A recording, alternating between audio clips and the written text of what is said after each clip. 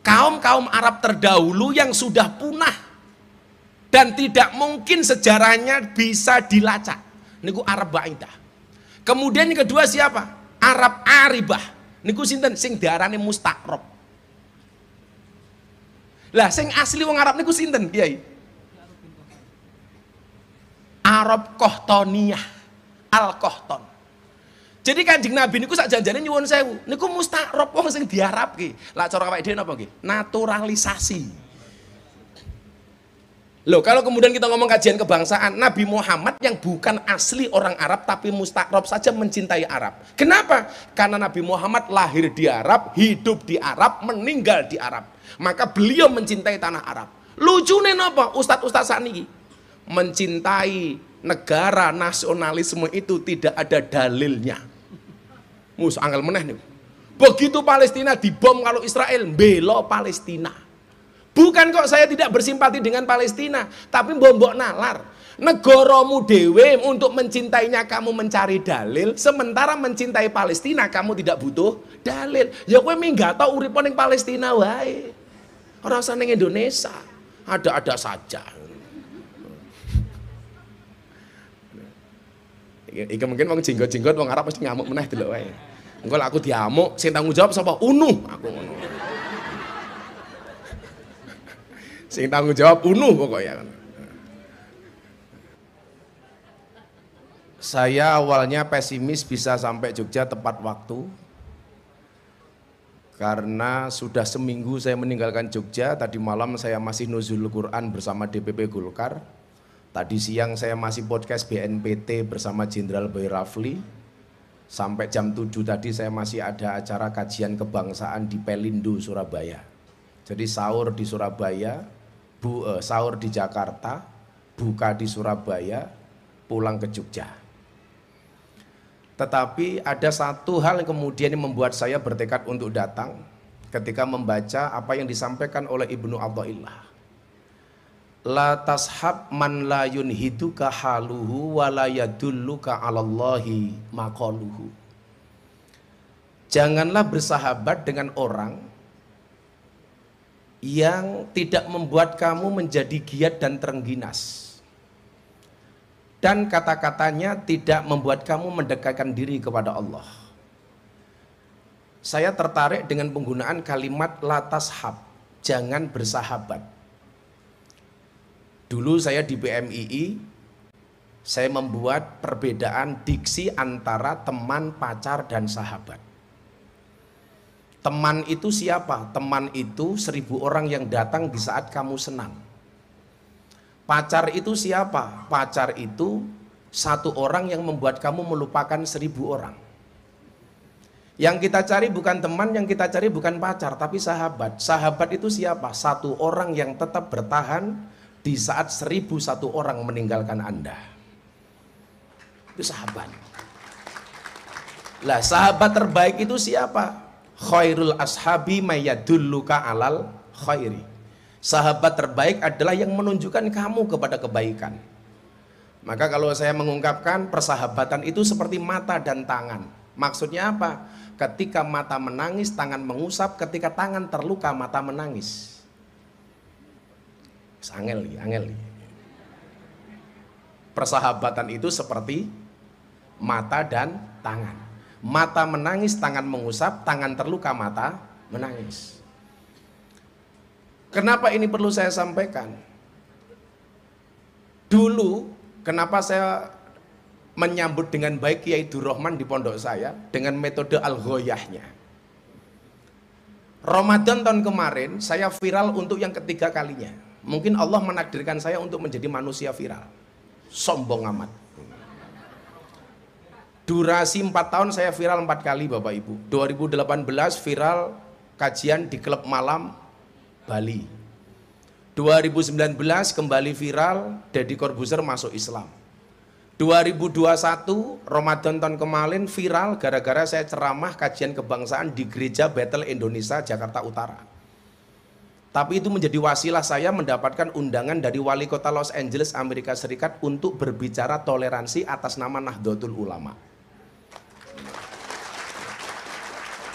Walaupun akhirnya keberangkatan saya harus saya pending karena Habib Lutfi minta saya untuk menghadiri pembukaan muktamar NU di Lampung. Karena alhamdulillah sedikit banyak saya membantu terlaksananya muktamar. Salah satunya dengan melelang belangkon saya. Belangkon yang saya pakai 5 tahun harga 90.000 saya sumbangkan untuk NU, terjual dengan harga 900 juta. Coba mbak-mbak bayangkan, belangkonnya saja 900 juta, bagaimana sarungnya? Apalagi isinya.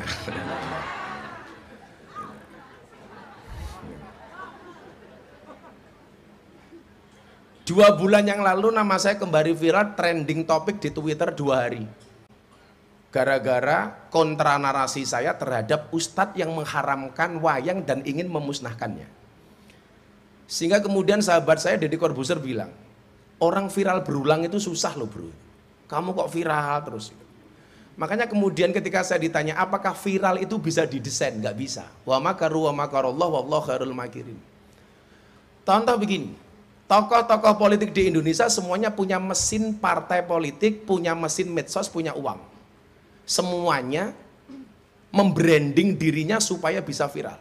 Pasang baliho di mana-mana, semua platform digital dipakai, ternyata nggak viral. Awal Maret 2002, survei tokoh merah putih yang paling populer di TikTok. 10 besar tokoh yang dianggap merah putih. Kalau bahasanya Kiai Rahman itu apa? Fa'ammad domatu fatakunu alamatun liraf'i. Alamatan liraf'i. Wa ammal kasratu fatakunu alamatan lil khafti. Yang dianggap paling populer tokoh-tokoh merah putih ini 10 orang. 10 orang itu semuanya tokoh partai politik dan pejabat, kecuali hanya 1 nama. Nomor 10 dengan tagar 4 juta sekian, Muhaimin Iskandar. Nomor 9 dengan tagar 31 juta, Erlangga Hartarto. Nomor 8 tagar 105 juta, Prabowo Subianto. Nomor 7 dengan tagar 123 juta, Sandiaga Uno. Nomor 6 184 tagar, Ridwan Kamil. Nomor 5 212 tagar, Puan Maharani. Nomor 4 244 juta tagar, Erick Thohir. Nomor 3 331 juta tagar, Anies Baswedan. Nomor 2 530 juta tagar, Gus Miftah. Nomor 1 Mas Ganjar Pranowo. Maka pas Ramadan tahun kemarin ketika saya viral di gereja itu, saya dikirim 1 makalah dari kitab Mausu'ah, dikirim oleh sahabat saya Gus Nadir Shah Australia. Saya baca jam 2 malam dengan menggunakan kacamata. Saya baru pulang pengajian dari luar kota. Iqrobnya ndelalah salah, ketahuan salah setelah subuh. Saya ngimami anak-anak qiyamul lail di pondok, habis sahur subuhan saya dilihat lagi, oh ternyata salah, mau saya hapus. Maulana Habib Lutfi bin Yahya Pekalongan telepon saya, Le jangan kamu hapus, loh bah ini salah. Kenapa nggak boleh dihapus? Jangan kamu hapus. Apa jawaban beliau? Kamu akan tahu mana orang-orang yang benar-benar pengen bersahabat dengan kamu. Kamu juga akan tahu mana orang yang hanya pengen mendekat karena kepentingan dengan kamu. Jangan kamu hapus. Padahal salah. Saya telepon Gus Alam, matur sama Mbah Dim, guru saya, Mbah Dim Yati Rois. Pripun dawuhe Abah, jangan dihapus. Dan ternyata terbukti. Kalau kemudian tadi dikatakan la tashab man la yunhiduka haluhu, orang-orang yang justru menjatuhkan kita itu orang yang kita anggap teman. Maka kemarin malam saya pengajian akbar Nuzul Quran di Masjid Al-Akbar bersama Forkompinda Jawa Timur, Bu Khoifah dan kawan-kawan. Hadir seorang bunyai namanya Mbah Nyai Yasin. Mungkin yang sepuh-sepuh kayak ketua PWNU, kayak Gus Ud, ini tahu Syekh Yasin Blitar, macan panggungnya Jawa Timur. Saya cerita kenapa Bu Yasin itu dihadirkan sama Bu Khofifah di Al-Akbar yang dihadiri 20.000 orang. Saya punya acara sahur bareng Gus Miftah di GTV. Saya matur sama Bu Khofifah, Bu, kan dia tanya, Gus, mbok kula diwenehi riyadohe jenengan niku nopo? Saya bilang, saya nggak punya riyadoh, Bu. Tapi dulu umur saya 5 tahun, saya diajak bapak saya sowan Mbah Yasin Blitar. Kebetulan bapak saya itu teman mondoknya Gus Maksum. Di Blitar, usia saya 5 tahun, tahun 86, Mbah Yasin turun dari panggung setelah beliau memberikan pengajian, memberikan ceramah dan tausiah. Beliau turun, pegang kepala saya. Dan beliau mengatakan apa? Pak Mur, bapak saya namanya Muhammad Muradi. Pak Mur, anakmu sesuk iki bakale cangkeme dadi. Itu tahun 1986. Anakmu besok ini bakale cangkeme dadi. Tapi satu hal yang kamu ingat, kiai-kiai sepuh sesuk do seneng karo anakmu. Tapi kiai-kiai nanggung ora ono sing seneng karo anakmu. Dan wallah kalimat itu terbukti. Ceramah saya di Bali yang membela saya siapa? Habib Lutfi, Pak Kiai Said. Habib Lutfi mengatakan apa? Rasa mau gagas Miftah kayak kim bengkel. Sing jenenge wong bengkel pakaiane kotor ya lumrah. Habib Lutfi. Pak Kiai Said bela saya. Ceramah saya di gereja, Mbah Dim Yati Rois bela saya. Ketika saya salah membaca kitab i'rabnya salah, Mbah Dim bilang apa sama saya? Le, rapopo. Kowe iki ra ngalim, tapi kamu ingat, qalilum minal yaqin khairum min katsirin minal ilmi wal amal. Yang kamu punya itu memang sedikit, tapi manfaat. Untuk apa dikatakan alim tapi nggak manfaat? Maka Gus Kiai Hamim Jazuli mengatakan apa? Wong ngalim kuwi penting tapi orang jamin. Dulu di pondok 40 santri satu kelas dengan saya, semuanya ngaji kecuali saya. Yang lain ngaji saya tabarukan. Teman-teman saya ngaji, saya cerita sama Kiai Durrahman, teman-teman saya ngaji Bidayatul Hidayah, man isdada ilman walam yasdad hudan lam yasdad minallahi illa bu'dan. Saya ikut saja nggak boleh. Yang lain ngaji hikam, saya nggak boleh ikut. Sampai satu ketika Kiai saya berangkat ke Jogja, saya cuma dipesan satu hal. Begitu saya berangkat ke Jogja, bapak dan Kiai saya mengatakan begini, aku reso nyangoni awakmu, tapi satu hal yang perlu kamu ingat. Ingat-ingat kalimat ini. Kalamuna lafdun mufidun kastakim. Saya mikir, iki sangune kok kalamuna lafdun mufidun kastakim, saya nggak pernah ngaji alfiyah. Ketika sampai di Jogja, saya pelajari, kenapa kemudian beliau memberikan wasiat kepada saya kalamuna lafdun mufidun kastakim.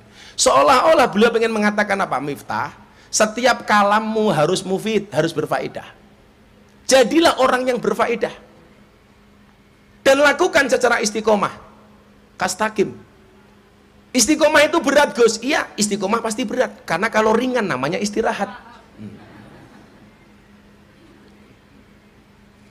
Jadi dulu orang tua saya itu ngajar seperti itu. Begitu saya viral, masyhur, populer, bapak saya telepon. Lirraf'i wan nasbi wajarin nasolah ka'arif bina fa innana nilnal minah. Iki apa meneh saya bilang. Ternyata yang pengen disampaikan oleh bapak saya apa? Nak, jadilah pribadi yang konsisten. Seperti domir na. Ketemu rofa tetap na.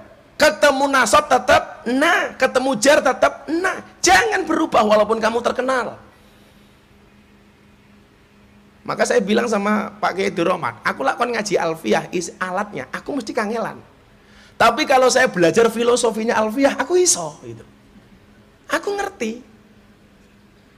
Makanya kenapa beliau saya kontrak di pondok saya, aku ngaji meneh. Yang pengen saya sampaikan kepada para santri apa? Selama ini kita punya teori namanya belajar itu minal mahdi ilal lahdi. Tapi persoalannya adalah ketika kita membaca minal mahdi ilal lahdi bukan sebagai orang yang belajar, tetapi sebagai orang yang ngajar. Oke ngomong, ora tau ngrungokke wong. Lah ini menjadi persoalan di Nahdlatul Ulama. Bagaimana kemudian seharusnya konsepnya adalah fa'amad dhammatu, harusnya kita bersatu. Tetapi yang dikatakan Habib Lutfi benar, le ojo mau hapus, kowe bakal ngerti. Sopo sing seneng karo awakmu, sopo sing pura-pura seneng karo awakmu. Dibantai saya, Miftah goblok, maca kitab salah. Saya cuma bilang, sebenarnya bukan masalah persoalan beda pendapat, tapi beda pendapatan. Dulu awal mula saya bangun pesantren Oraji di Kalasan, semua orang mempertanyakan, Miftah ke nasabe sopo? Nasab ra jelas yang nggak pondok. Saksinya Gus Jaroh. Saya pernah disidang oleh para gus-gus gara-gara saya buat pondok di Kalasan, gara-gara katanya nasabnya tidak jelas. Setelah saya pikir ternyata bukan masalah nasab, karena nasab tidak berbanding lurus dengan nasib, apalagi dengan nisab. Nasab, nasib, nisab. Nah, makanya kemudian seharusnya yang kita lakukan apa? Fa'amad dhammatu fatakunu alamatan lirraf'i. Kita lihat contoh kekinian. Saya kemarin baru ketemu banyak wartawan mempertanyakan tentang kenapa Pak Jokowi memindahkan ibu kota di Kalimantan, kemudian meminta para gubernur untuk membawa tanah dan air ke Kalimantan. Ini maksudnya apa? Pak Jokowi klenik, dukun, percaya karo klenik dan lain sebagainya. GP Mandalika yang nganggo dukun, pawang udan, dan seterusnya. Coba kita lihat Bapak Ibu.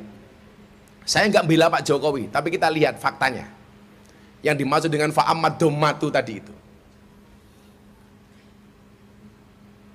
Proyek Masjid Demak. Niku proyeknya sinten? Proyeknya Kanjeng Sunan Kalijogo. Niki nyuwun sewu nggih. Kula biasa ngaji guyon khusus dalu menika mboten tek guyon. Ben ketok ngalim. Ana Pak Kiai Sahiran ya, ben ketok ngalim. Kenapa? Lah tenan to, lah diajak ngaji serius ngantuk. Dancuk kok iki koyo. Aja mancing-mancing to itu. Aku orang ngaji serius gua mulai ngomong ngantuk itu. Saya itu ngaji serius prestasi, Pak, karena saya nggak pernah serius itu loh. Oh. Arep ngaji tenanan nih. Ngomong di persani Pak Gus, oh malah kowe iki. Ya wis dicampur ya.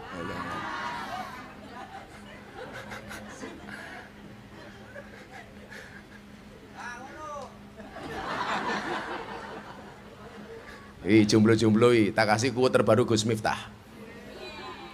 Bila surat Yusufku tidak bisa menaklukkan hatimu, izinkan surat Yasinku ku baca untuk menjadi penutup kisah hidupmu. Modar.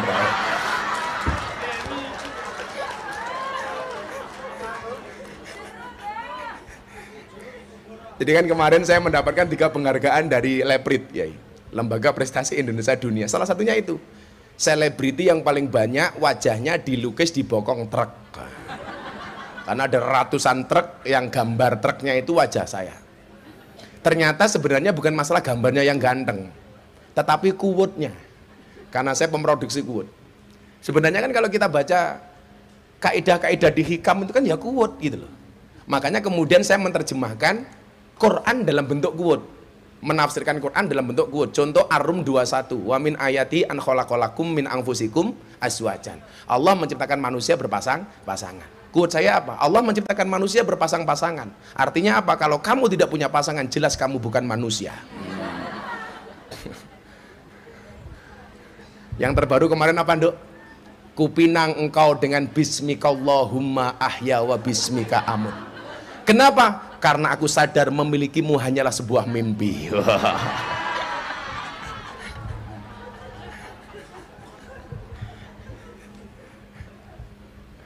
Diajak ngaji serius ragelem. Kamu jangan mancing-mancing saya untuk bosok toh. Tapi memang angel, Pak. Halnya Mbah Wahab Hasbullah. Yang menjadi pembicara siapa? Pak Jokowi, Pak Kiai Said, waktu itu masih Ketua Umum PBNU, Kiai Mustamar Marzuki, Mustafa Akil, saya terakhir. Yang lain ngaji cuma 10 menit, Pak Kiai Said 10 menit, Kiai Mustafa Akil 5 menit, Kiai Mustamar 10 menit, saya 40 menit. Saya berusaha untuk tidak ngomong kotor dan misuh satupun. Selesai ngaji, Mbah Kiai Hasib datang sama saya marah-marah. Gus, aku getun karo awakmu. Lah napa Kiai? Ngaji meh sak jam kok belas ra misuh. Lah kurang ajar. Pak Kiai Hasib. Wes angel aku. Jane aku iso ngaji ra misuh ki iso, ning awakmu kangen gitu. Masjid Demak itu merupakan proyek Kanjeng Sunan Kalijogo. Saya mau tanya sama Bapak Ibu, kalau seandainya bangun masjid Demak, dibangun sendiri oleh Kanjeng Sunan Kalijogo, kira-kira dadi napa mboten? Dadi bro, edan po. Padahal kaya rektor Unum bangun ra dadi, sara iso. Dadi ngarang wae.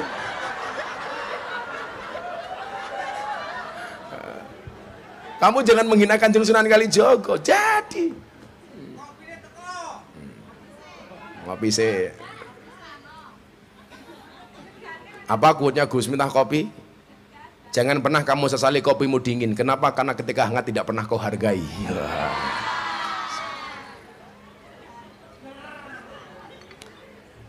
Kamu tahu kenapa kopinya pahit? Karena manisnya kamu habiskan. Bosok, bosok. Gus Miftah itu kayak kopi, pahit sih, tapi banyak yang mencintai. Nah, saya ini Pak, di depan saya semuanya ini semuanya bisa menjadi quote bagi saya. Mbak, berbukalah dengan yang menyehatkan. Kenapa? Karena yang manis biasanya malah menyakitkan. Nah.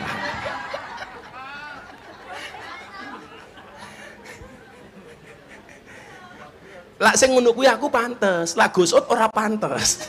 Mosok Gusut nganggo kata-kata lagi ora pantes. Shallu ala Nabi Muhammad. Ya. Iki mlebu surga iki. Nah, cangkeme ngono.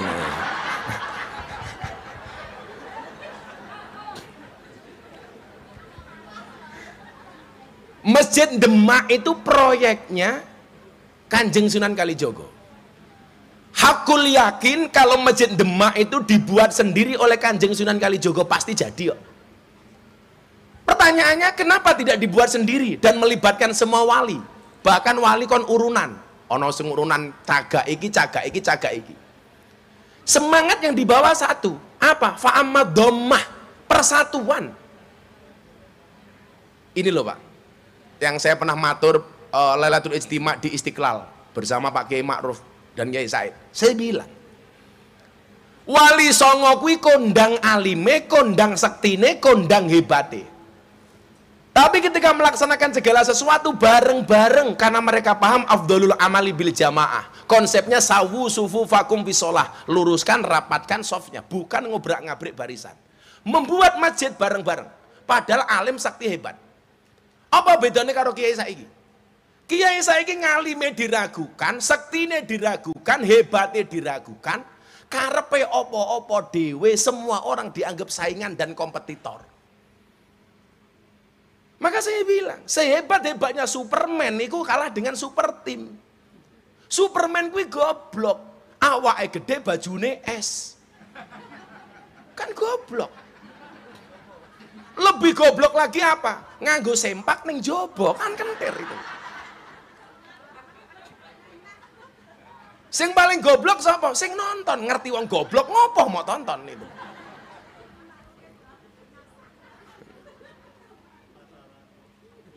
Sehingga gara-gara itu nyuwun sewu itu. Kita itu susah. Hari ini nyuwun sewu, kalau hari ini kita masih mending lah Pak. Di medsos itu kita bisa bersaing dengan kaum Wahabi. Tapi coba secara umum kiai-kiai NU belum menjadikan medsos sebagai sarana untuk dakwah.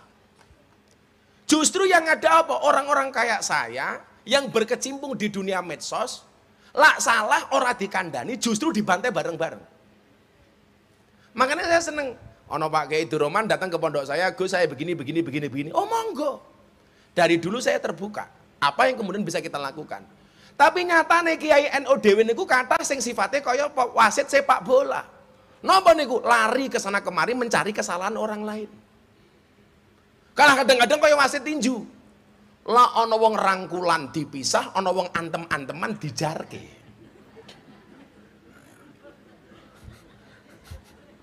Loh, kula bangga dadi wong NU, Pak. Maka saya mengkritik diri saya sendiri gitu. Saya sering matur, Pak Kiai Sairon, bedane napa kiai niku karo pengacara? Bedane siji, Pak. Pengacara kayak masalah dadi duit, kiai duit dadi masalah.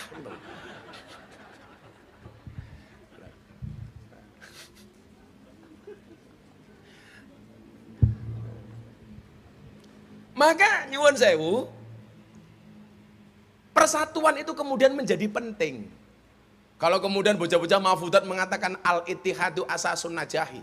Bahkan nyuwun sewu, dalile NU niku napa? Waqtasimu bihablillahi jami'aw wala tafarraqu. Tapi implementasinya enggak ada. Mbah Dem niku napa to kok tresno banget kali kula. Saya besok malam Lailatul Istimak teng mriko bersama Telkom. Di pondoknya Al-Fadlu wal Fadilah, tempat beliau. Le kowe nggih acara ning kene nggih, Mbah. Jadi ceritane, Pak. Saya itu baru tahu, Gus Alam telepon kula, nangis. Gus, kula badhe matur. Napa, Gus? Jenengan didhawuhi Ibu sakit mboten tindak teng Kendal. Lah wonten napa? Abah Dim itu sudah 14 hari sakit, nggak bisa keluar dari kamar. Nggak mau berobat, nggak kerso dahar. Hubungannya kali kula napa? Abah Dim niku ben dinten mirsani YouTube jenengan. Bahkan nyuwun sewu, lak YouTube diganti ngajine Gus Bahak. Napa sinten? Mbah Dim mboten kersa. Aja lak ngono kuwi aku wis iso. Lak ngono kuwi aku wis iso. Monggo Pak Kiai Muhaimin. Mriki Pak Kiai. Lah niki gara-gara Kiai Muhaimin niki kula pengen rada geseh. Jadi kan kula kondo NU itu hadir untuk rahmatan lil alamin. Bukan lin nahdiyin, apalagi lil muhaimin. Lah, ana sing jenenge Muhaimin tersinggung. Padahal kula guyon kali Kiai Muhaimin niki.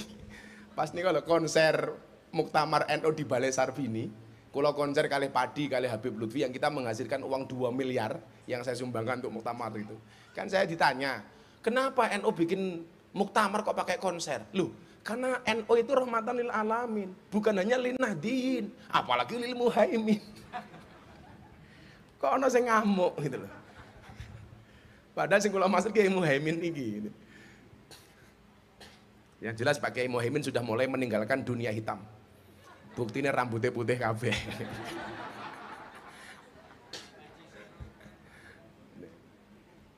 Slogan kita waktasimu. Tetapi prakteknya kita tafarroku. Nggak saling support antara satu dan yang lainnya. Maka waktu itu saya langsung sowan, Pak. Saya tanpa pikir panjang, saya langsung sowan Mbah Dim di Kendal. Sampai sana nyuwun sewu para kiai. Kula suwun jenengan ndongake Mbah Dim tenanan. Di Fatihai didongake panjang umur. Sampai sana saya sowan. Sebelum saya datang, 2 minggu beliau nggak pernah keluar dari kamar. Gus Alam matur, "Bah, napa mboten kersa medal teng ruang tamu. Gus Miftah badhe sowan." Miftah sapa? Miftah YouTube. Akhirnya Mbah Dim kersa siram, kemudian ganti baju, keluar ke ruang tamu. Saya sowan sana jam 5 sore. Kula sungkem niku nangis, Pak. Panasnya beliau suhunya 40 derajat. Pundak beliau dipegang 2 orang, kaki beliau dipegang 2 orang, tangan beliau dipegang 2 orang. Sekabeh keng nyekel ini. Panas, kula nangis. Sampai datang waktu maghrib, kula buka. Pas kebetulan saya poso Daud. Termasuk Ramadan ini kula nggih Daud. Kan musafir terus, Pak. Bunyai dawuh ngeten kali kula.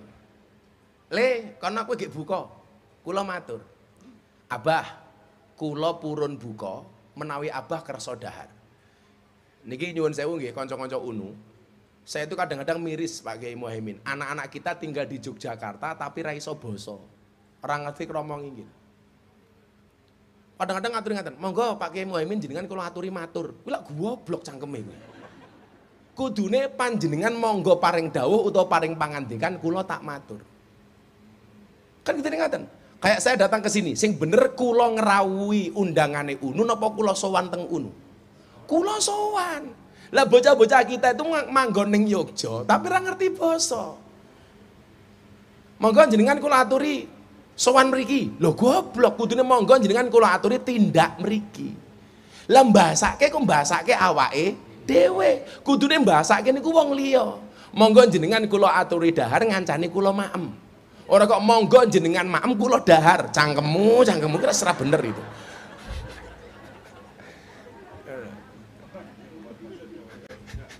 Apa Kiai?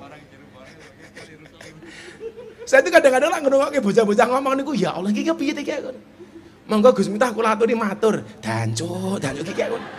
Iki ora bener iki aku. Sing ngomong santri ngoten lho. Jadi banyak salah-salah. Lah kula niku kan biyen dari dulu niku biasa basa soalnya napa ibu kula menawi matur kali bapak kula niku basa. Sehingga anak-anaknya melihat orang tuane pengandikan basa akhirnya anak-anaknya melu. Maka pendidikan terbaik itu adalah uswatun hasanah, menehi contoh. Kayak kalau sering cerita Pak, kula niku iso manakib, iso tahlil, iso yasin, iso berjanjenan, iso macem-macem. Orang mergo kula belajar. Mergo zaman kula cilik bapak kula teng masjid, manakib kula diajak, akhirnya kula iso manakib.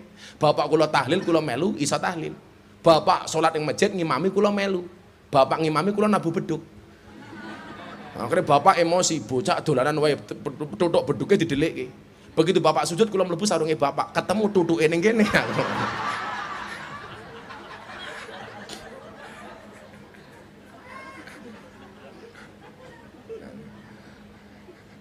Kayak ning Surabaya. Tutuke turu. Akhirnya kula matur, abah gini cah cilik-cilik nyuwun sewu mbak-mbak itu, tolonglah belajar bahasa Jawa sing pas. Monggo Pak jenengan tilem kula tak sare riyin. Jenengan tilem kula sare iki kepiye? Monggo jenengan maem kula dahar. Itulah hebatnya bahasa Jawa itu. Bahasa Jawa. Dan kita harus bangga dengan kejawaan kita, sebagaimana kita bangga dengan keindonesiaan kita. Yang kemarin saya diskusi dengan Kiai Durrahman. Sadurunge kula terus ke cerita niku. Coba yang jenengan pahami. Nabi Muhammad niku wong Arab napa sanes? Nabi Muhammad ki Arab apa ora? Arab apa musta'rab apa ajam? Nah. Nabi Muhammad niku Arab napa mboten? Wah, rata-rata Arab jawabannya. Arab. Wis angel iki lak carane ngoten iki. Bapak Ibu, Nabi Muhammad niku Arab napa mboten? Qala Nabi sallallahu alaihi wasallam fi hadisin rawahu Tirmidzi wa sahahahu. Innallaha astafa min waladi Ibrahim. Allah milih Ibrahim. Sinten? Anak Ibrahim Ismail. Wastafa min waladi Ismail Bani Kinanah. Dari Ismail turun ke Bani Kinanah. Wastafa min Bani Kinanah Quraisyan. Dari Bani Kinanah turun kepada Quraisy. Wastafa min Bani Quraisy Bani Hasim. Dari Bani Quraisy ke Bani Hasim. Wastafani min Bani Hasim. Dan Allah memilih saya dari Bani Hasim. Dari Muhammad, Bani Hasim, Quraisy, Bani Kinanah, Ismail, Ibrahim. Pertanyaanku loh, Ibrahim niku wong Arab napa mboten? Angel iki. Jadi wong-wong yang mengatakan ora trimo Arab dinyek karena Nabi Muhammad wong Arab, kuwi salah meneh. Cikal bakal wong Arab niku sinten? Teng Arab niku ada beberapa suku sebelum jauh hari sebelum ini. Yang pertama namanya Arab Ba'idah. Arab Ba'idah niku sinten?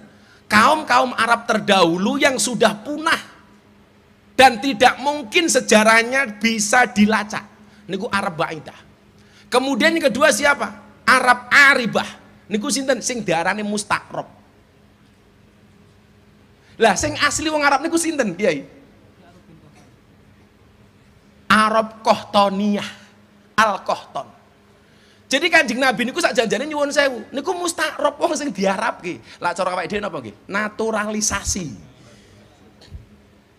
Loh, kalau kemudian kita ngomong kajian kebangsaan, Nabi Muhammad yang bukan asli orang Arab tapi mustaqrob saja mencintai Arab. Kenapa? Karena Nabi Muhammad lahir di Arab, hidup di Arab, meninggal di Arab. Maka beliau mencintai tanah Arab. Lucune napa? Ustadz-ustadz sakniki mencintai negara nasionalisme itu tidak ada dalilnya. Mus angel meneh nih. Begitu Palestina dibom kalau Israel belo Palestina. Bukan kok saya tidak bersimpati dengan Palestina, tapi mbok nalar. Negaramu dewe untuk mencintainya kamu mencari dalil, sementara mencintai Palestina kamu tidak butuh dalil. Ya kowe minggato uripo ning Palestina wae. Ora usah ning Indonesia. Ada-ada saja. Iki mungkin wong jenggot-jenggot wong Arab mesti ngamuk meneh delok wae. Engko lek aku diamuk, sing tanggung jawab sapa? UNU, aku ngono. Sing tanggung jawab UNU pokoknya. Nah, balik sing persatuan niku nggih. Kula mau fokus pengen persatuan. Bicarane wong NU niku kumpul dadi siji ngoten. Senajan to kula nggih ngerti, wong NU niku ra iso bersatu sing salah guru TK. Nggih gara-gara saben mlebu TK diwenehi lagu judulnya balonku ada 5. Rupa-rupa warnanya, hijau kuning kelabu, merah muda dan biru. Meletus balon hijau dor. Pertanyaan saya, kenapa yang meletus balon hijau? Padahal hijau niku warnane NU. Mila wong NU kon aku rangel, soalnya napa balone mbledos. Jawabane niku. Lah wong survei LSI itu kan jumlah orang NU 49% dari komunitas muslim yang ada di Indonesia. Islam di Indonesia 85% dari 275 juta. Berarti wong Islam di Indonesia berapa jumlahnya? Hampir 230 juta. 40%-nya orang NU. Berarti orang NU jumlahnya berapa? 110 sampai 115 juta. Pak Jokowi jadi presiden sing milih pinten? 90 juta. Lah wong NU niku iso kompak, milih wali kota, bupati, gubernur sampai presiden mesti dadi. Neng napa kok ora tau dadi? Soale ora kompak. Lah napa ora kompak? Soale balone mbledos.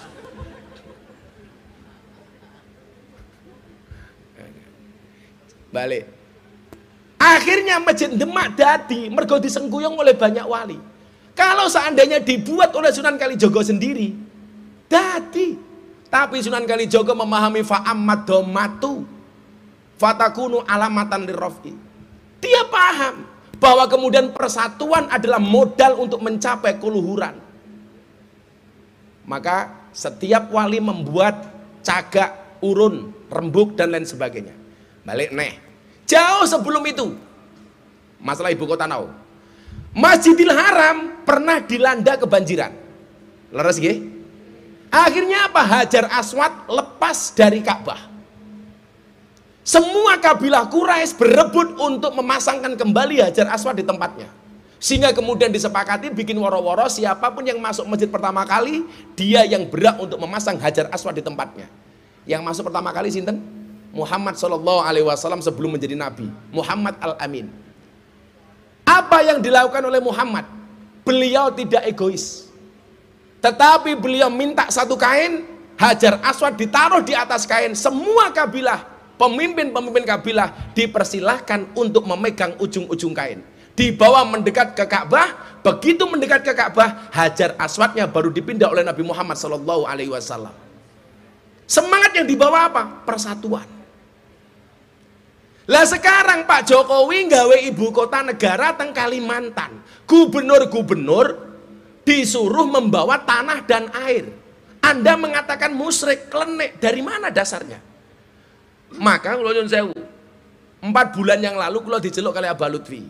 Beliau ngaji tentang Al-Hujurat ayat 13. Inna khalaqnakum min dzakari wa unsa wa ja'alnakum syu'uban wa qabail lita'arafu.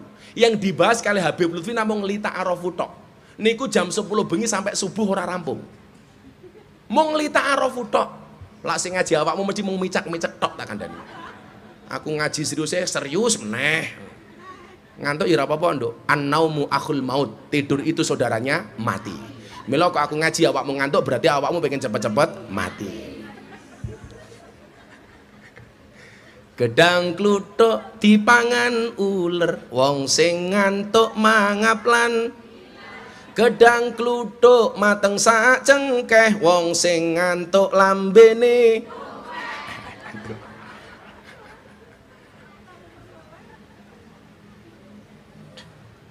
Apa yang Habib Lutfi sampaikan kalimat lita'arafu itu? Lita'arafu ki ora kok kowe mung kenal kalau Kiai Muhaimin. Kiai Muhaimin kenal karo awakmu ora le. Tapi lita'arafu itu apa? Adanya simpati kita kepada suku lain, kepada orang lain. Mengerti adat istiadatnya, mengerti kebiasaannya, memahami budayanya. Itulah lita'arafu. Maka wajar kalau orang Kalimantan marah ketika ada politisi mengatakan apa? Ibu kota Jakarta dipindah ke tempat pembuangan jin demit iblis. Kenapa? Orang Kalimantan merasa tidak dihargai suku bangsanya.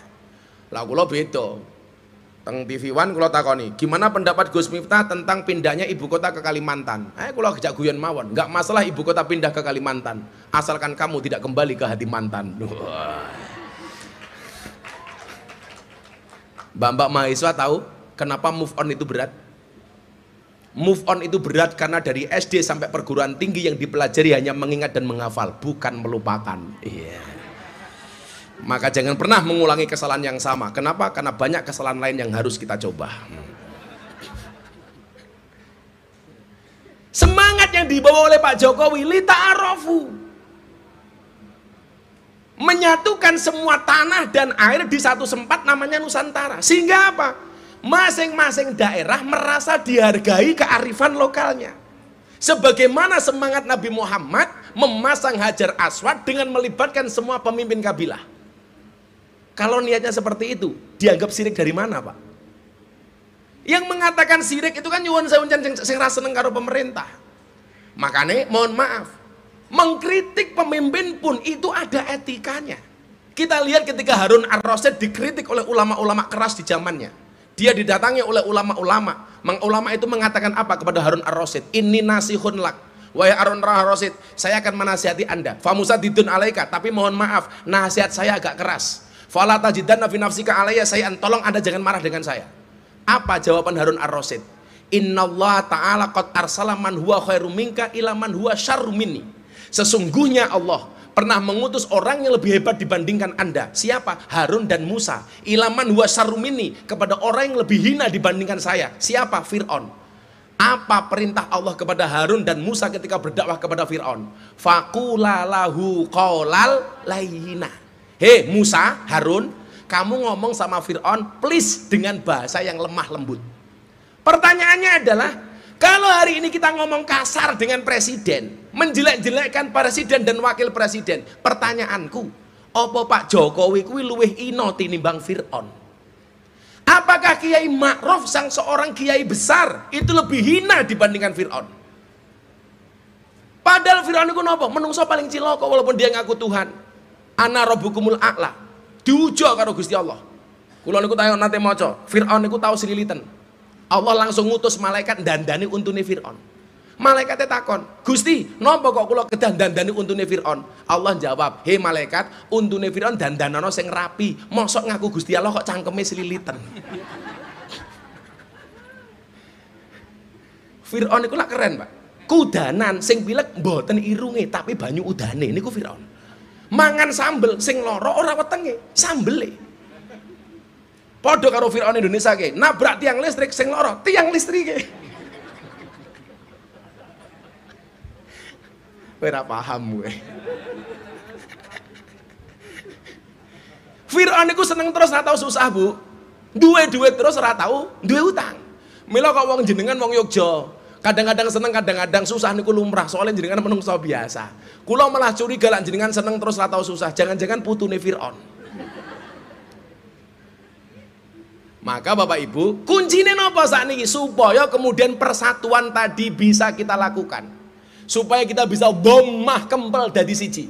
Karena itu merupakan alamatan liraf'i, merupakan tanda-tanda kejayaan. Kuncinya adalah as-saum, asyam yang maknanya adalah imsak. Ayo menahan diri. Lah cara bahasane bocah ngaji niku imsak niku napa? Ngeker nggih. Basa Jawane ngeker nggih. Ngeker. Yang dibutuhkan bangsa kita hari ini adalah al-imsak, menahan diri. Contoh penggunaan kalimat imsak atas makna puasa adalah perintah menikah. Ya ma'syaros sabab man istata'a minkumul ba'ah falyatazawwad. Kamu punya kemampuan nikah. Fa ilam yastati' fa alaihi bisaum. Bisaum di situ maknanya adalah imsak. Lah kowe rong iso rabi, padahal kowe wis pengen, urung duwe kemampuan, ngempet. As-saum di situ maknanya adalah imsak, ngempet. Kuwi mbak-mbake, lah kowe seneng karo wong lanang, urung duwe kemampuan, poso. Fa innahu aghaddu lil basar wa ahsanu lil farji. Maka saya 22 tahun itu, Pak, kalau saya ngaji di klub malam atau lokalisasi, kok jatuhnya siang hari, saya mencari waktu di mana saya sedang berpuasa Daud. Bah, besok pengajiannya siang. Saya mesti golek waktu ketika saya poso Daud.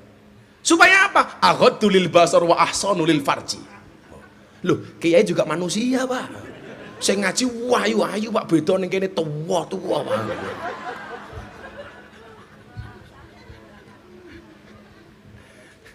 Maka falai bisom itu maknanya apa? Imsak, menahan diri. Ayo wi mahisi wi, rasa pacaran do, rasa pacaran.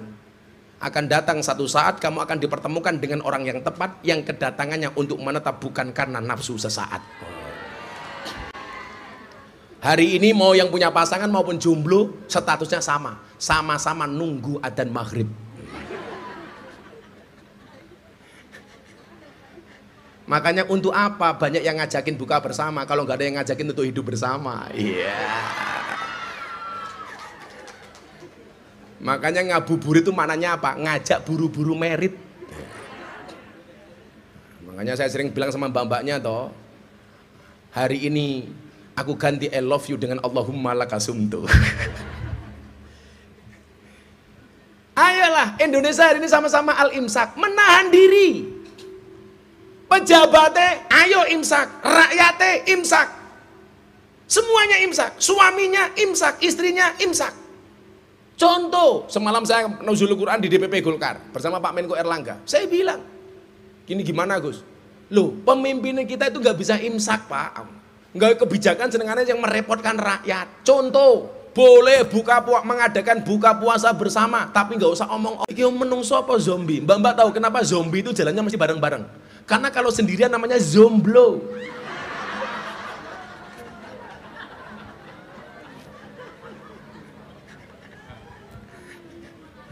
Zomblo.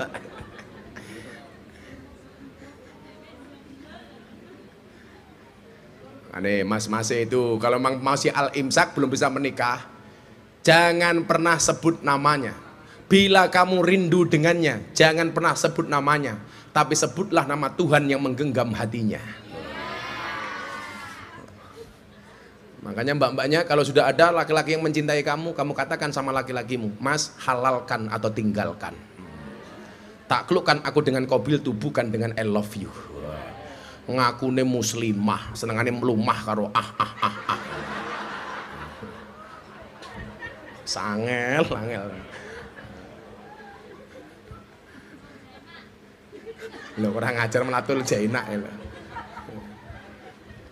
Cantiknya wajahmu hanya akan menemanimu sampai tanah, tapi cantiknya akhlakmu akan menemanimu sampai jannah. Sallu ala Nabi Muhammad.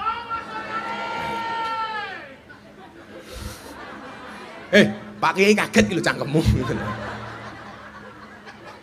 Tapi apa-apa kok, pecine NU mlebu surga insyaallah. Amin.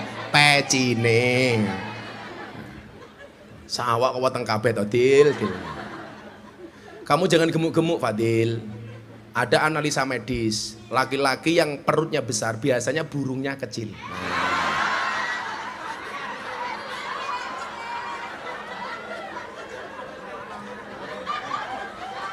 Lah tenan. Paling dibuka mung kaya pentil kuwi.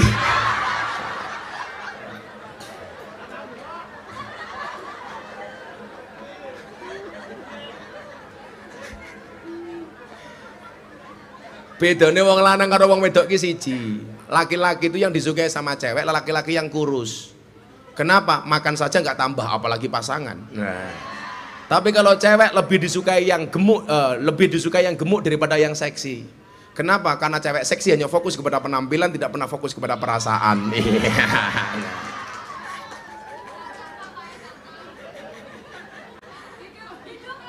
Wah, hidup. Tapi santai dong. Ada teori yang mengatakan 100 kg di bumi itu sama dengan 30 kg di Mars. Itu artinya apa? Anda tidak gemuk, hanya salah planet. Cantik itu dari 4 hal, Bu. Dari sananya, dari dananya, dari letak kameranya, dan dari skincare-nya. Kok rekeningnya? Yo, cah wedok gitu.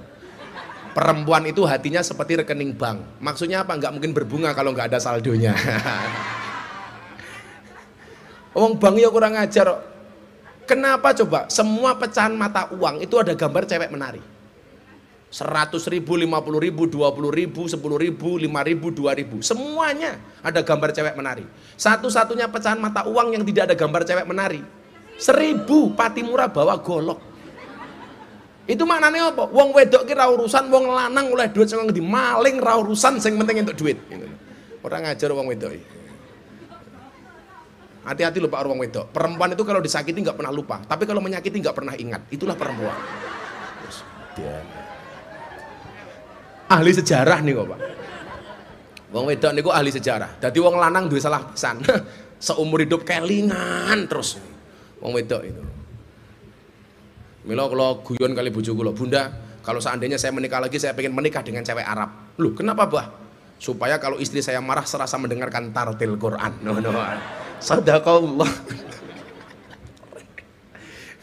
Dadi kelingan Gus Dur. Gus Dur zaman Orde Baru niku rapat karo kiai-kiai. Dicurigai karo pemimpin. Akhirnya utus intelijen untuk mengawasi rapatnya Gus Dur. Begitu di ano intelijen, Gus Dur matur kali para kiai. Kuwi ana intelijen. Mulai sekarang kita ngomongnya pakai bahasa Arab saja. Akhirnya para kiai takallum bil lughatil arabiyah. Intel mulai ditakoni sama komandannya. Intel, apa tadi hasil rapat Gus Dur dan para kiai? Aman komandan. Gus Dur dan para kiai hanya saling mendoakan.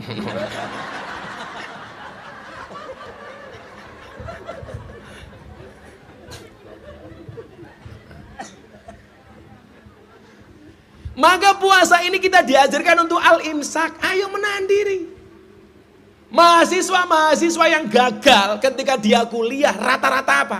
Karena tidak bisa al-imsak, menahan diri.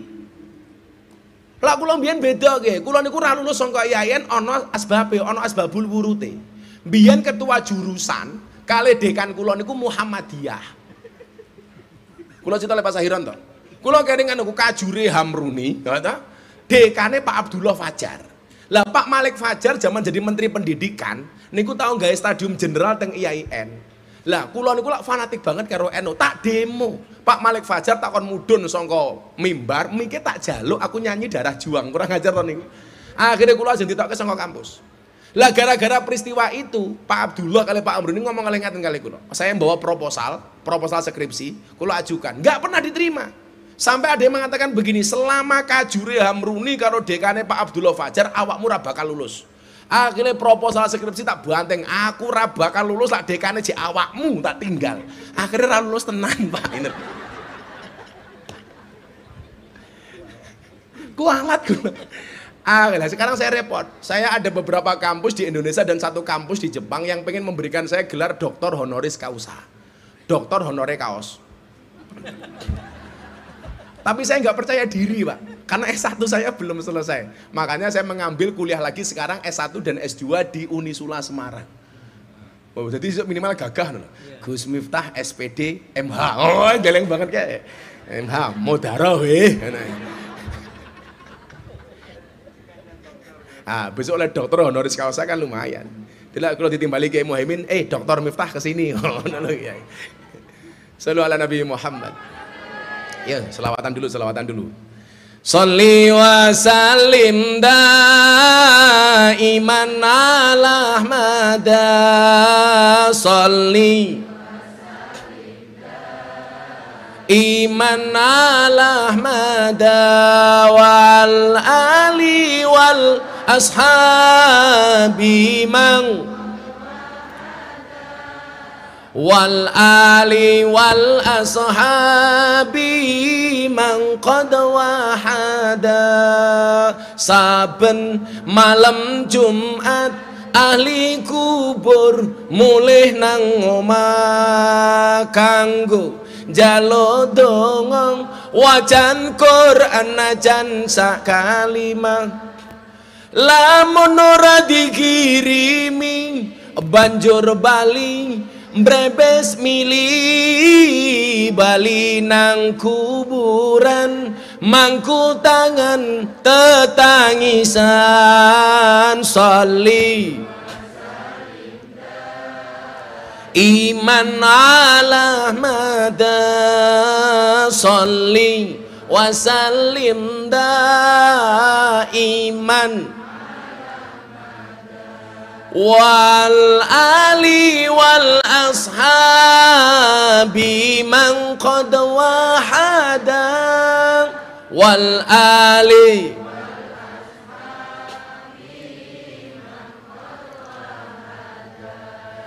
kebaco temenan ger hana turunku kowe ora wirang padha mangan tinggalanku lamun aku bisa bali ning alam donya bakal taring kesi donyaku sing isih ana saling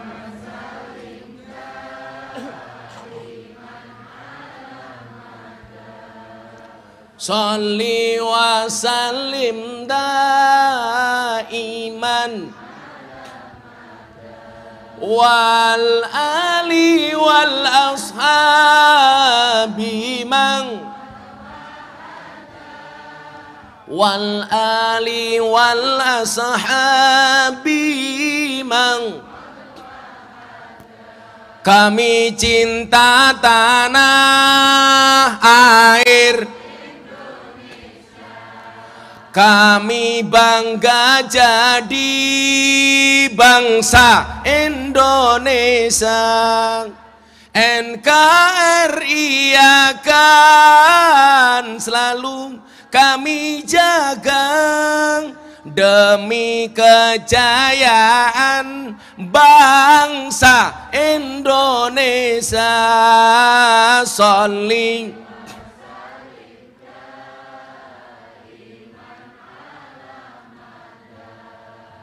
Sholli wa sallim daiman wal ali wal ashabi man wal ali wal ashabi man qad wahada sallu ala nabi Muhammad. Yuk sama-sama al-imsak. Beri cangkeme rondo. Rondo. Kalau niku bola-bali wingi Jakarta, Yogyakarta, Surabaya niku sebulan peng 10. Dan ternyata saya baru paham, di Surabaya itu bandara yang paling disukai oleh laki-laki di Surabaya, Bandara Juanda.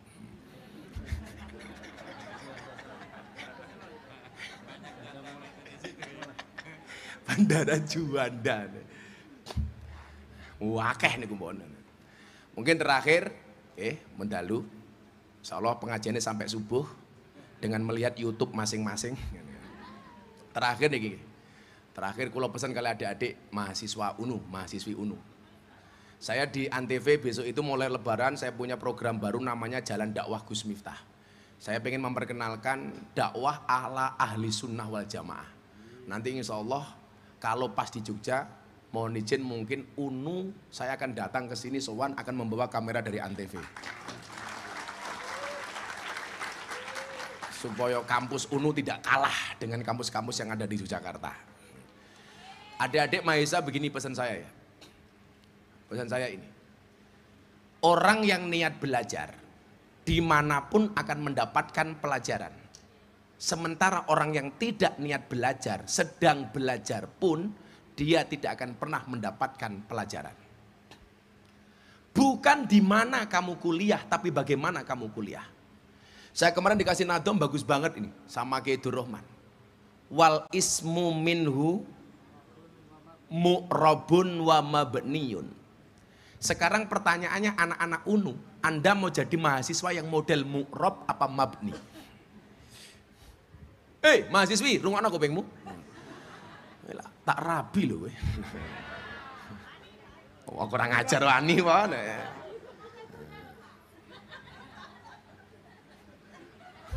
Asangel angel.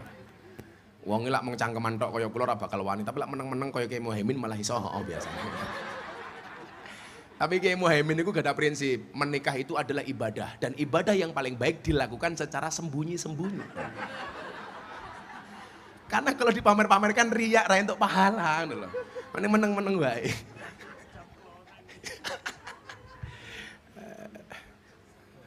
Makanya hidup itu harus eling lan waspada. Eling marang mbok nom, waspada marang mbok tuwa.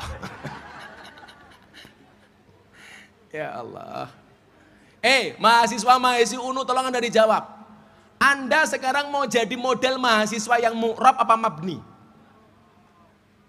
Mu'rab apa mabni? Anda pengen jadi mahasiswa yang dinamis apa statis? Loh, kok meneng wae teh? Tak santet pinter loh weh. Mu'rab itu dinamis, mabni itu statis. Anda pilih mana? Dinamis apa statis? Dinamis dok. Sekarang kita hidup di era society 5.0. Lah iki sebetulnya Miftah karo Kiai NU niki. Mulai metu iki milenial ngoten lho. Kita sekarang hidup di era society 5.0. Yang semuanya serba digital. Kita sebagai mahasiswa dituntut untuk memahami 4C. C pertama, creativity. C kedua, critical thinking. C ketiga, communication. C keempat, collaboration. Creativity. Dok, mas, mahasiswa. Kalau kamu tidak terlahir sebagai orang yang kaya dan cerdas, maka jadilah orang yang kreatif dan bekerja keras. Dan saya membuktikan itu. Tahun 2009 nduk aku rung duwe motor. Zaman niku kula melu maratuwa. Mungkin jamaah kula sing nyutran. Kula niku mbiyen pertama kali duwe jamaah niku teng mriki, Pak. Lor Lewanu niku enten Mergangsan, lore meneh nyutran. Niku korban dobos kula pertama kali niku.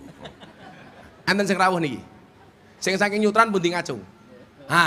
Nika ibu-ibu kayak wis tuwa ya jilbabe pink ya sapa kayak iki. Aduh. Menjijikkan. Kampung Nyutran kali Mergangsan niku mbiyen korban dobosan kula pertama kali tahun 99 tahun 2000. Niku kampung Muhammadiyah dan kula manggon teng Masjid Muhammadiyah, Pak. Lak Lewanu niki lak Muhammadiyah sedanten. Dan saya dulu mampu beradaptasi dengan cepat dengan teman-teman Muhammadiyah tanpa meninggalkan identitas saya sebagai orang NU. Kula ngajar hadroh pertama niku ibu-ibu Nyutran niku. Memperkenalkan hadroh kepada teman-teman Muhammadiyah. Sing sira kula bahas teng YouTube niku. Enten masalah menapa mboten Gus manggon teng Masjid Muhammadiyah, mboten wonten. Masalah mung siji, gara-gara kula melu Muhammadiyah kula kuru. Gara-gara Muhammadiyah belas ra tau ana slametan.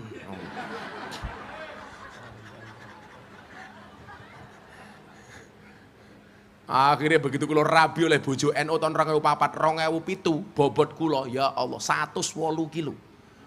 Napa kula lemu gara-gara melu NU. Soale wong NU titik-titik mangan. Yasinan mangan, tahlilan mangan, solawatan mangan, manakipan mangan, tonggone loro njaluk didongake mangan, sing loro mati mangan meneh, 7 dina ngene lho, nganti rupane kaya besek kabeh ngene.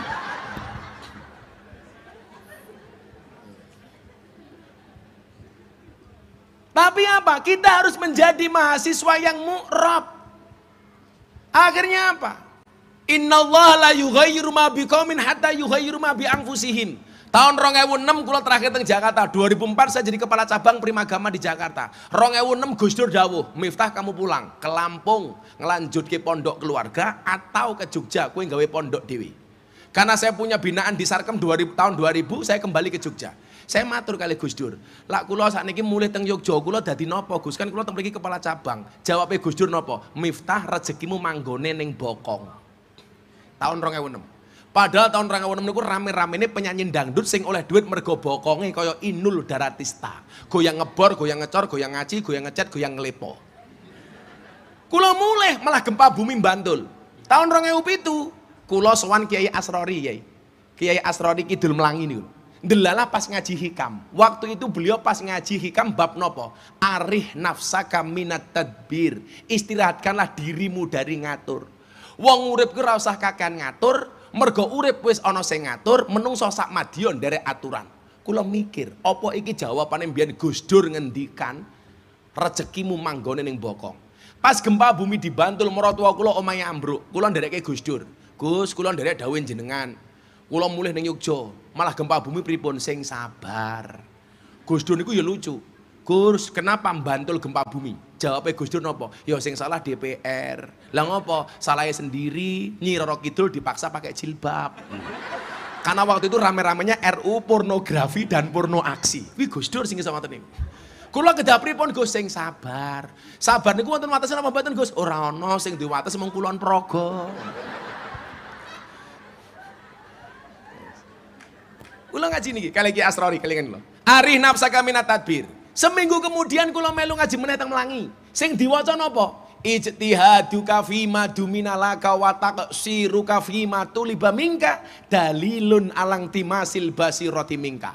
Kesungguhanmu mengejar sesuatu yang telah Allah jaminkan untukmu dan kelalaianmu terhadap apa yang belum Allah jaminkan untukmu dalilun alang timasil basirati minka, tanda bukti telah mati mata batinmu. Nangis kula Pak. Dunia yang telah Allah titipkan, jaminkan, masih kita kejar. Akhirat yang belum ada jaminan, gak pernah kita openi. Akhirnya kula numpak pesawat, waktu itu saya dapat undangan teng acara TV, La TV. Saat ini ganti TV One. Alah sok Inggris, wong ya TV One kok. Kula numpak pesawat, kelingan kula numpak pesawat Lion. Lah kula mikir ngeten, lah numpak pesawat sing ora kenal karo pilote, ora kenal karo pramugarine, awake dhewe ayem diatur manut. Urip ning donya kenal karo sing gawe donya. Kok diatur ora manut? Berarti bener dalilun alang timasil basirati mingka. Miftah bosok atimu. Kula nangis teng pesawat nih. Akhirnya kemudian apa? Gini wau, pilihannya cuma dua. Mu'rab apa mabni?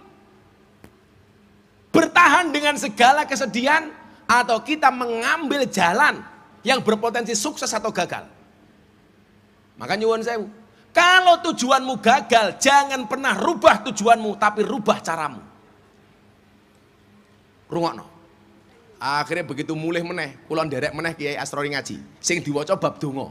La yamuddu ta'akhuru amadil ata'i ma'al ilhai fid du'a mujiban liyaksika. Janganlah karena keterlambatan pemberian Allah kepadamu membuat kamu berputus asa. Kenapa? Fahuwa duminalaka al ijabah. Karena dia Allah telah menjamin doa-doa kamu pasti diijabah.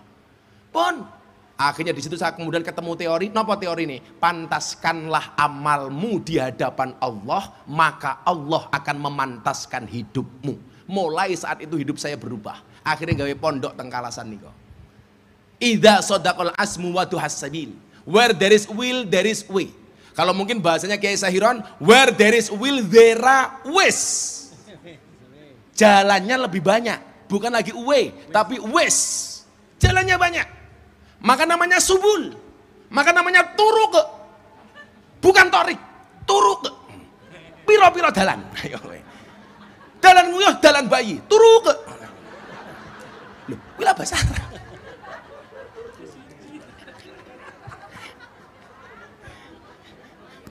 Loh, iki ki ora saru kok angel iki lho. Wis. Basa Arab. Sabil niku mufrad. Subul jamak. Torik mufrad. Jamake turuk. Maka saya bilang, menikahlah karena menikah itu membukakan dua jalan. Satu jalan rezeki, nomor dua jalan bayi matamu barokah. Ngawur meneh guys. Barokah.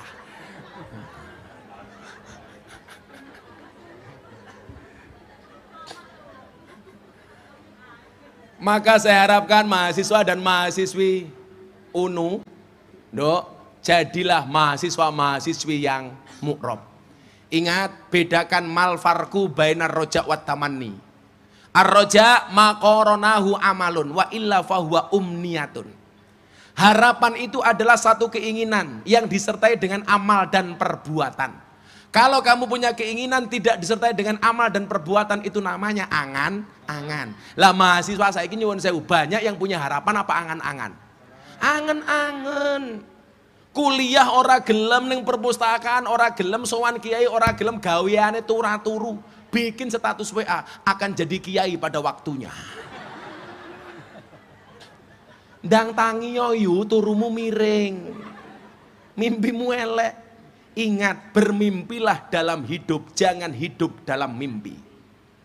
Gak usah mengkhawatirkan masa depanmu. Kenapa? Karena masa depan seseorang seperti sekumpulan tempe. Artinya apa? Gak ada yang tahu. Gak ada yang tahu. Jangan kemudian kalau ada orang berprestasi, kemudian jadi orang besar, jatuhnya cuma ngiri. Ingat, kita berdiri di atas bumi yang sama, tetapi di atas takdir yang berbeda. Strategi bisa dikopi, rezeki nggak bisa dipaste. Wow, saya ndadekake larang kuwi lho Kiai tak kandhani. Strategi bisa dikopi, rezeki nggak bisa dipaste. Nduk, yuk punya harapan, jangan hanya punya angan-angan. Mudah-mudahan Allah Subhanahu wa taala melalui momentum Ramadan ini kita semuanya mendapatkan rahmat dari Allah Subhanahu wa taala. Amin Allahumma amin. Pun jam 2:30 pengajian sampun paripurna. Hasbi Rabbi Jalallah ma fi qalbi Ghairullah Nur Muhammad Sallallahu la ilaha illallah Hasbi Rabbi Jalallah ma fi qalbi Ghairullah Nur Muhammad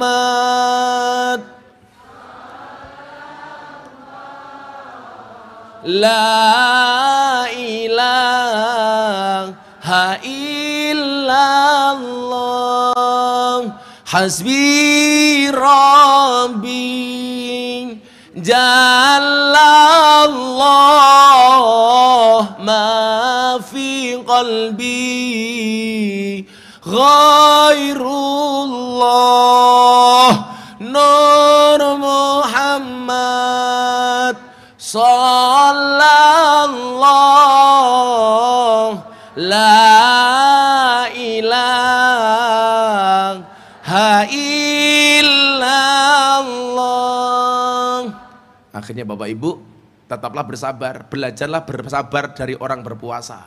Orang berpuasa itu haus, lapar, dahaga. Kenapa orang berpuasa mampu bersabar, mau bersabar? Jawabannya adalah karena orang berpuasa yakin adzan maghrib pasti datang. Terima kasih. Assalamualaikum warahmatullahi wabarakatuh.